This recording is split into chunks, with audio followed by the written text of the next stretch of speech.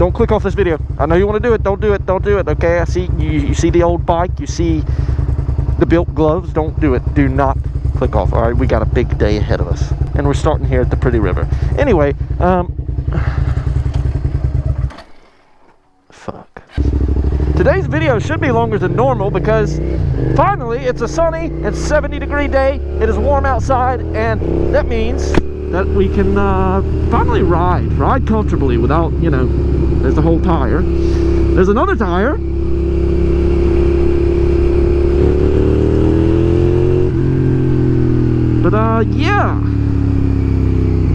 But yeah, I mean, oh, there's the drive. I was wondering. But yeah, I don't know. Today we're either, you know, it's either going to be dead silent with nothing but the motorcycle noise to fill your ears, or I'm going to be rambling on about something random that you probably don't care about, but you can stick around and find out. And as of lately, I've had this real big knack to have a dual sport, okay? I've been really wanting a dual sport, you know, like a dirt bike. I don't know, what do they have? Preferably, I kind of like Honda CRF Rally. That's a nice bike, but, you know, I'm kind of more into, you know, pure dirt bike than I am having something that's, I guess, built for on and off road. I don't know.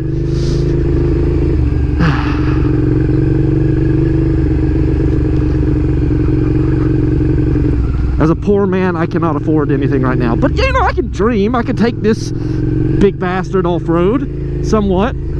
Blow out another fork seal or something.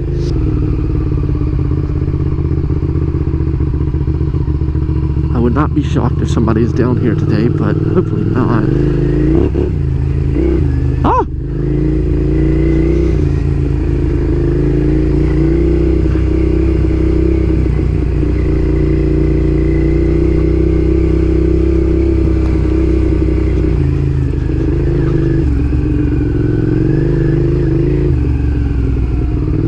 See, I have a plan. I had a plan. I want to go see, I want to borrow some the mini bikes that we seen in a couple videos ago, and I want to ride them through here because the mini bike would be able to go through those trails and a lot more different places further than, of course, a damn sport bike will.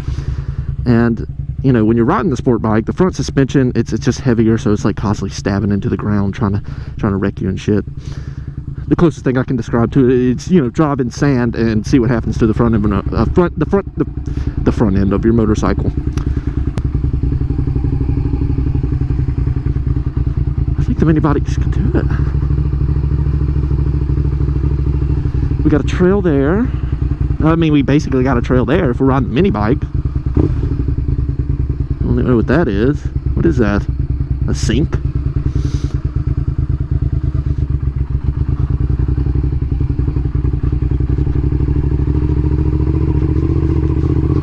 And I mean, for some reason, you know, the mini bike videos seem to be enjoyable to more people than the SV has been lately. So I'm looking for something to do, looking for something that I can, you know, do, but I kind of got to barter with that. I probably need to do some maintenance on them for those mini bikes, because the chains, last time we rode them, if you don't recall, were popping so bad that it knocked off the chain guard. So gotta do maintenance. Then there's another creek that's got a trail through it, and that one leads to a waterfall. And we found a trail, but, you know, didn't go too far in it because it kind of looked sketchy. Preferably I would want to have a gun if I'm going down there, you know, just for my safety. But yeah, I think if we went further down that trail, we would probably come out to the waterfall, and that would be something amazing to show you, because, you know, a lot of people aren't walking back there. A lot of people don't have pictures of that. Another thing is, lately I've been kind of toying with the idea of selling the SV. I don't know. I don't really want to sell it. I feel like it's always a hassle trying to hunt something down to buy for the same price that you sell something for. I've gotten some interesting trade deals though that I'm gonna listen to. I'm gonna look at them. I'm gonna check them out. But, you know, just kind of got to see where that goes. Me and this bike have a history. Okay, whenever I got it, it was in a state of no return. You know, it was just down bad.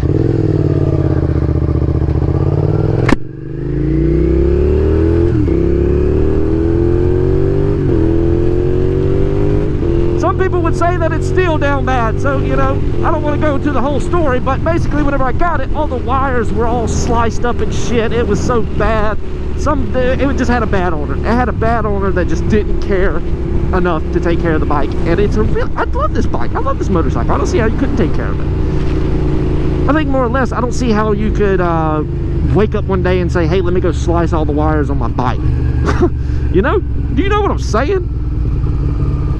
That's another thing with some people who get a bike and they plan to fix it. They don't start small, okay? They don't start for the small issues. They go right in for the most major big ones. And, you know, if they're under the influence of some drugs, that probably influenced them to start digging around in the wires and shit. That's just my opinion. That's what I think might have happened. So yeah, for days on end, I'm trying to get this bike ready to have on the channel and to make videos with and ride. So, you know, sitting there studying, what the fuck was that? I'm sitting there studying factory wire diagrams. I'm sitting there, you know, figuring out these sensors, where all this stuff is going to, where all this stuff is leading to. I mean, by the end of it, I became an SV connoisseur, okay? I did, an engineer, all right? Suzuki would hire me to fix this shit because this one, holy hell. I think the even crazier thing is that it still ran. I mean, it still drove like half-ass. You know, you could tell the power wasn't really there.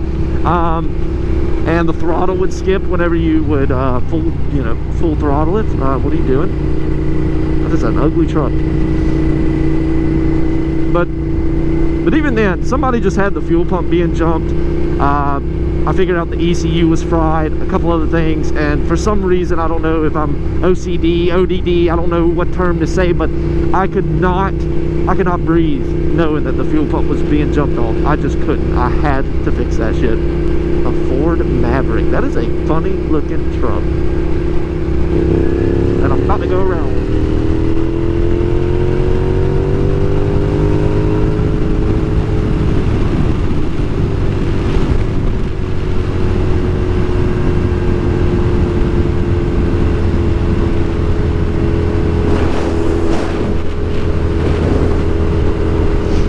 After all that, after diving so deep into this bike, it becomes a part of you, okay? When you work on something for so long and it gives you failure after failure and you finally break through, then it starts to become more of you. Yeah, your bike becomes you. And we've traveled on it a lot. We went to Florida, we went to the beach a couple times. First ever time going to Hooters was on this motorcycle, so you know what? That's a great memory in itself. And like when I sold my Honda Grom, which again, that was a bike that I loved because I bought it brand new. You know, I was the very first owner, bought it brand new, put 5,000, 6,000, 7,000, I don't know, some odd miles on the bike. And whenever I seen that bike go, I was kind of sad. I was really sad, honestly. Even to this day, I miss it. I miss the Grom, okay? I miss having that brand new Grom that didn't have any issues, that wasn't already clapped out and ragged out by some other individual. It was great. But I guess I just feel like I kind of want to explore. I want to explore motorcycles, you know? And for some reason, at the moment, it leads me to a dual sport of some kind. Not one of those big-ass Harley Davidson Africa destroyers, you know? I'm talking about I'm talking about just like a CRF 250R. I'll be okay just with that. All right, we'll put street tires on it. We'll put whatever we got to do on it, and just roll, baby, roll. Go and trespass through all this beautiful land out here and get shot or something. No, don't do that. Don't get shot.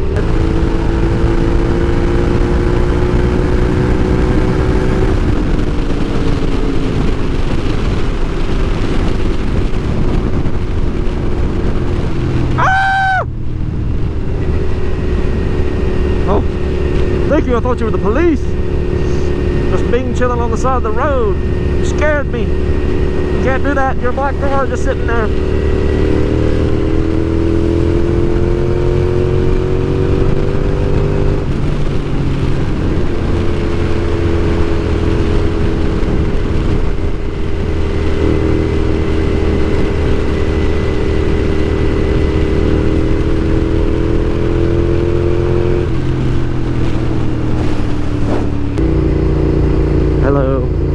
No, don't do it.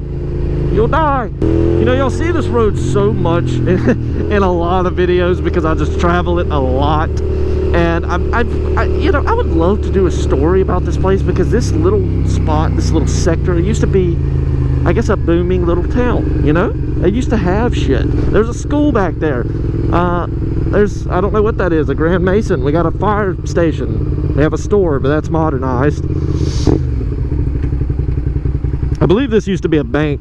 This old brick building right here used to be a bank, but the guy who was going to open it, I think he died on a motorcycle. So, you know, maybe that's the reason for the bars up there on the windows, so no robbers can slide in. I don't know.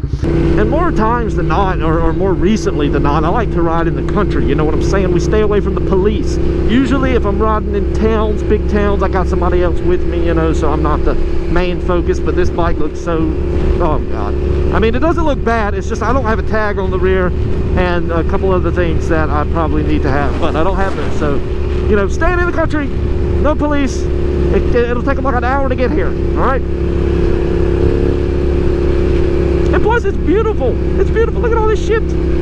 Old wells everywhere. It's weird because a place like that used to just be somebody's regular house, I believe, and it's bought out by an old company, and now it just sits there. I guess they use it for an office.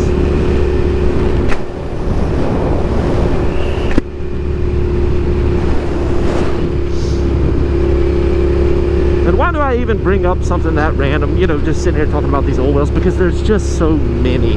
There's so many out here. They're everywhere. And sometimes you can't see them. Sometimes there's dirt roads that lead to like 50 places where they've drilled. It's everywhere. A lot of old wells here in Alabama, especially hidden off in the woods. There's many beautiful houses all around that have just been abandoned and just left to rot. I mean, it can be nice brick houses, nice houses with pools. I think that might be one of them if I'm not mistaken, but I don't know. Now this up here is one of my favorite places of all time, okay? And if we could figure out a way to make a mini bike float, this would probably be the best video I've ever made in my life. And okay, wait a minute, what side of the road is it? Yeah, there it is. Gotta pull over so I don't get slammed, murked. Can you even see it anymore? Not really from up here, but this little spot is so pretty. It is so pretty, okay? It is so pretty, all right? Look at that. Look at that. If you can't see that, and say, damn, that's pretty, I don't know, you might need to go get checked out. You probably got some problems or something. Most of the creek has like limestone or whatever all over it, so it's slippery as shit to walk down, but once you get down there, there's a grist mill, a big wall. Maybe I can find a picture. Pop up a picture of a grist mill. I know I have some old GoPro footage of it. Maybe I can show you all that. But yeah, it's a grist mill, and it's just the prettiest thing ever. Water flows through it, bunch of sticks and stuff jam it up, and you know, like a dam. And you can fish right off of it. You can walk on it. If you fall into like the mill part, you know, if you're alone, you'll probably die. But sometimes you gotta take those risks. I'm not really a tourist page, but if you're ever in the great state of Alabama, hell, probably anywhere, you need to walk up these little streams, these creeks, because there's so much stuff you can find. Just something like that, just sitting there. There's a house up there, but nobody lives in it. It's abandoned. We used to go up there and beat on it, but being destructive and all.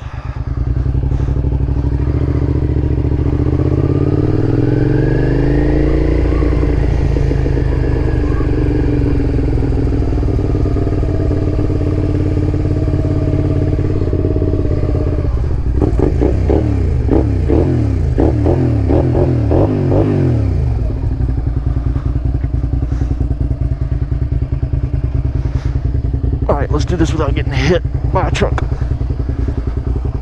Yeah. You see bottom, mostly limestone, if you can see it from right there. It's really shallow in some places, and other places it's deeper and has a good amount of fish. You know, we've walked it many times. We've also found snakes many times.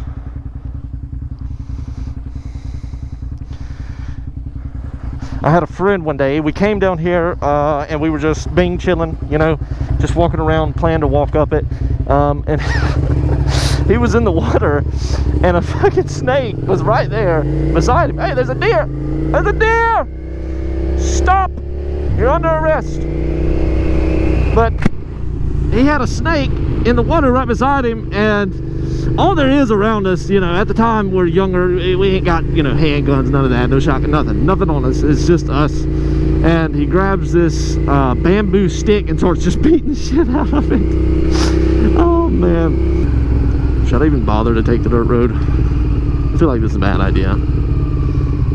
Prepare to be slow rolling for the next 30 minutes. I think my only grift with Alabama, I think my only problem with Alabama is that there's just nothing here. Nothing in southern Alabama anyway for, you know, there's no opportunities. You know, you kind of just, you get stuck here over time because your family was here. And I love this place. You know, I absolutely love Alabama, right? I love having a piece of land and being able to walk outside and be naked and stuff. I mean, not naked, but you know what I'm saying. Do what you want to do on your own land. But I feel like long-term play, I feel like it would be best to leave, just even if that's for a couple years. I just think it'd be best to leave and look for opportunities elsewhere because, you know, like I said, there's nothing here. There's nothing here. I think that's the downside. If you're not already born into the money here, you're kind of, I don't want to say you're destined to be the same way, because I know a couple people who have, you know, created successful lives. Most of them have also moved away from this area. You know, it's a hypothetical question. It's just a I don't know, it's just one of those things. Food for thought. Ooh! Dear body. Yuck. It smells so bad. Shit. Again, man, I don't understand why, if you're gonna throw a deer body out, why don't you just take it to a moving river, so it's being carried away and not just sitting there staking up and shit.